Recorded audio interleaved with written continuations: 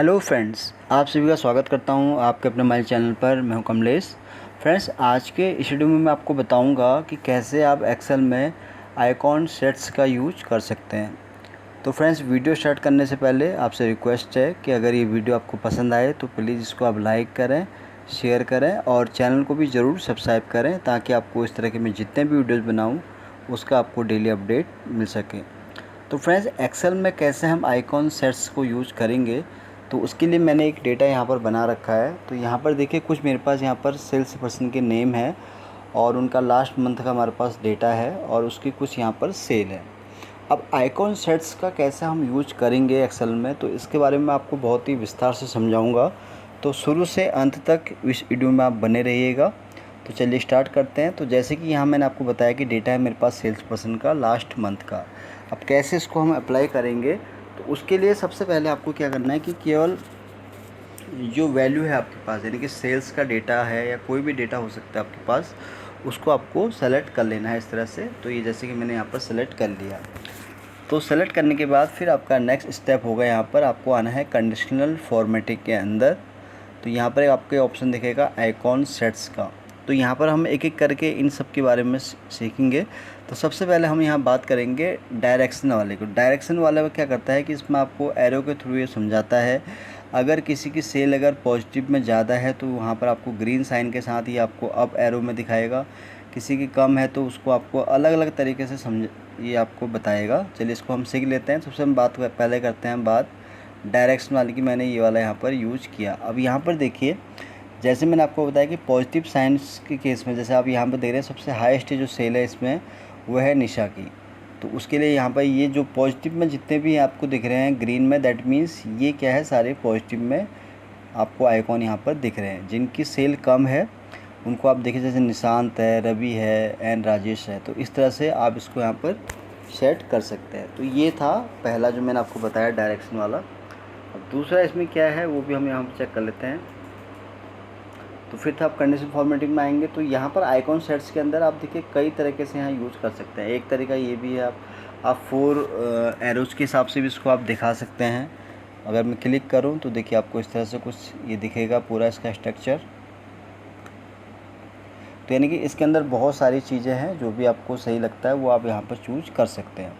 अब नेक्स्ट अगर हम इसी के अंदर आएँ फिर आते हैं शेप्स के अंदर। तो शेप्स आपने देखा होगा, जैसे कि रेड लाइट वगैरह होती हैं, ग्रीन लाइट, इस तरह से आपको यहाँ पर इस शेप के अंदर यहाँ पर आपको दिखाएगा। तो यहाँ पर भी सेम वही है, कलर अगर किसी की सील ज़्यादा है तो वहाँ पर आपको हल्का सा लाइट ग्रीन दिखाएगा, और इसी तरह यहाँ पर जिसकी कम है उसको यहाँ रेड इस तरह से मार्क करेगा हल्का सा।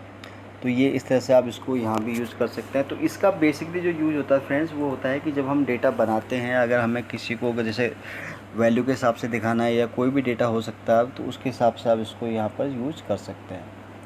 अब उसके बाद अगर हम आए नेक्स्ट, जो हमारी यहाँ पर ऑप्शन अगर आप देखें आइकॉन सेट्स के अंदर, तो शेप्स मैंने आपको बता दिया है। फिर यहाँ पर आप देखिए, जैसे ये आ गए हमारे पास, तो यहाँ पर 3 रेड वाला एरिया हमारे पास आ गया। जैसे यहाँ पर रेड, येलो एंड ग्रीन, इस तरह से भी आप इसको यहाँ पर हाईलाइट कर सकते हैं।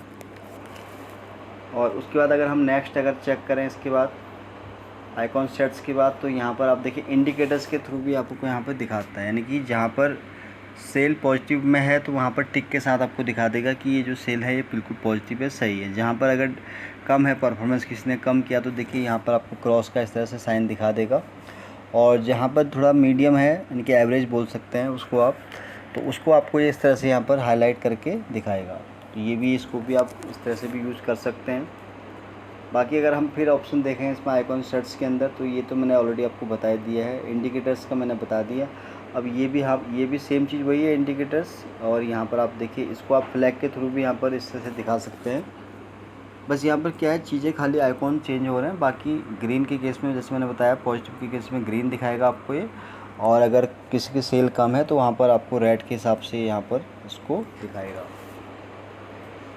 और अगर हम आगे और चेक करें इसके अंदर, तो इसके अंदर बहुत सारे ऑप्शंस हैं, जो भी आपको सही लगता है वो भी यहाँ पर यूज़ कर सकते हैं। दूसरा, इसमें आप रेटिंग के थ्रू भी इसको ले सकते हैं। जैसे आप देखते हैं कि आप कोई प्रोडक्ट बाय करते हैं कहीं से, अमेज़ॉन या फ्लिपकार्ट कहीं से भी, तो वहाँ पे रेटिंग के बेस पे हम लोग जो है गुड्स परचेज करते हैं। तो सेम उसी तरह आप यहाँ पर रेटिंग के हिसाब से भी इसको आप यहाँ पर डिफ़ाइन कर सकते हैं। तो यहाँ पर देखिए जैसे मनीष है उसकी सबसे हाईएस्ट यहाँ पर, जैसे कि निशा है उसकी और मनीष है, इस तरह से जितने भी हाई परफॉर्मर सबको इसने यहाँ स्टार के साथ किया है, और जिनकी कम है उसको इसने इस तरह से यहाँ पर दिखाया है। तो इसको भी आप जो है रेटिंग के हिसाब से भी आप इसको यहाँ पर दिखा सकते हैं।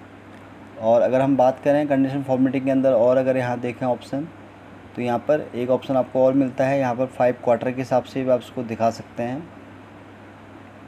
तो इसको आप इस तरह से वैल्यू को यहाँ रिप्रेजेंट कर सकते हैं।